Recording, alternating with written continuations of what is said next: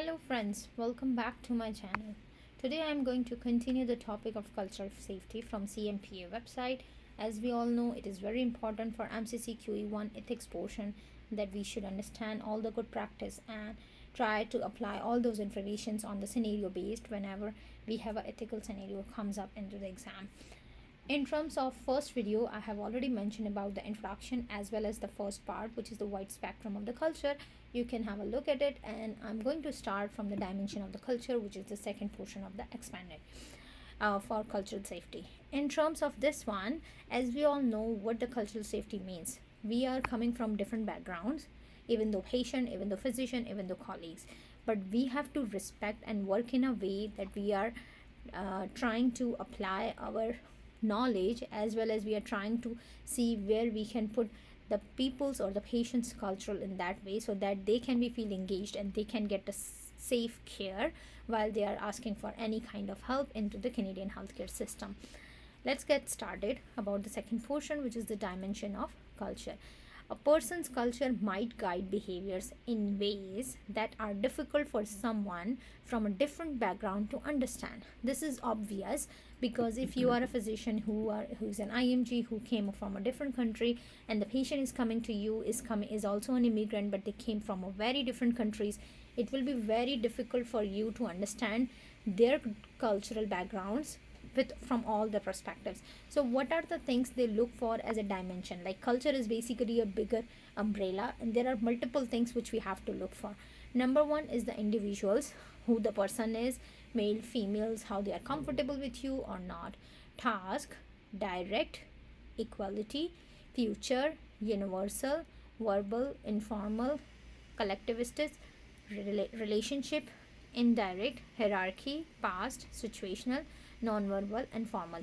You don't have to remember all of these things, but you need to understand whenever you are talking about a patient, or you are trying to give a care to a patient, you need to make sure that you are providing your care from all of these dimensions, and you are trying to consider their cultural point of view before you put your input in terms of treatment.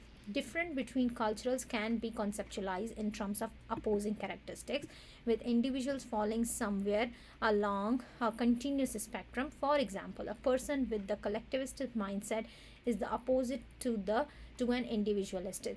Similarly, some people apply rules universally while others change the applications of rules based on the situational information. In some culture, people communicate very directly while others are indirect. Finally, some cultures place a high value on hierarchy while others are more like a egalitarian. So this is basically trying to tell the opposite part. Either if your patient is indirect, that means they don't want to get the more information, you have to respect that part. If they are very direct and they say, doctor, tell me whatever the bad news is, just let me know, so that will be the future or past, who is trying to be more about things which is going in future, and who is talking more about the past experience or something. All of these are very opposite to each other. Verbal and non-verbal is very important. If a patient is female, she is not communicating well because she is very shy or something with the male physician, so that could be non-verbal situation. But you have to involve the patient as much as possible, even though the family member is helping them. Still, you can try your best to help that patient. But if someone is verbal, you can go for it and say that these are the things, whatever the questions you have, I am able to answer it, or I can try my best to help you with that. So these are all the things which you have to look for. It does not apply to each and every patient, but at some point of time, something will be applying to one patient, something will be applying to a next patient. So our main target here is just to make sure that as in culture dimensions, we are trying to respect even though we don't know about them. We will ask them whenever we are giving a bad news for someone. We ask them, do you want someone to be with you? Maybe they don't feel comfortable to be listening to that bad news by themselves, or they'll say, oh no, I'm good, or they'll say, no, I want my family or my friends besides me when you are with me. So we have to respect that part, and we have to wait for that situation to come up. So these are the things which we have to look, because it's everyone's own preference according to their cultural point of view. Communicating with cultural sensitivity. If the goal If the golden rule states treat other as you would like to be treated, then to be an effective cross-cultural healer, strive to apply the platinum rule, treat others how they would want it to be treated. So we always say treat everyone like you want it to be treated. But here, when you talk about cultural point of view, you always think treat others in what way they want to be treated. Let's suppose if a patient who's 60 years old has been diagnosed with a new cancer, they don't want to say that, oh, I don't want to know my disease, you can tell to my family. That's their own preference. If they give you concern for that, you can go for it. But if someone wants to say, oh, I need to know my own treatment options and I want to be engaged 100% into that, you can treat. So whatever their choices are, you have to respect them. And most importantly, we document them, the things, because we want to make sure whatever patient told us, whatever we discussed, is always documented for future purposes and references.